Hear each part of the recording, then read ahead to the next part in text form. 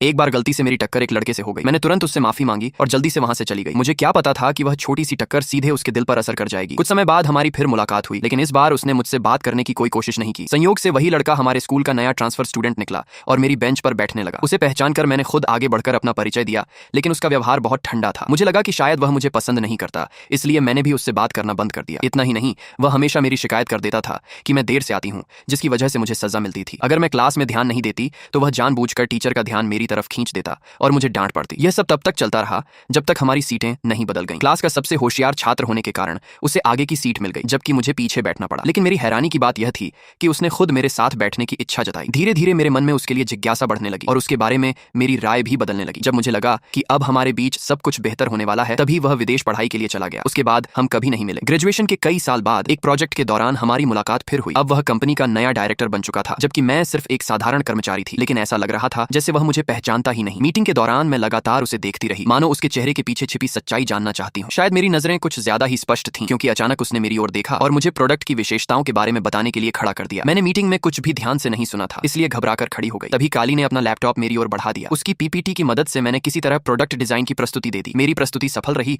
और उसने प्रस्ताव को मंजूरी भी दे दी। अपनी शंका दूर करने के लिए मीटिंग के बाद मैं उससे अकेले मिलने गई और उससे कुछ सवाल पूछे, लेकिन उसने हर जवाब पूरी तरह पेशेवर अंदाज में दिया, जिससे मैं और भी उलझन में पड़ गई।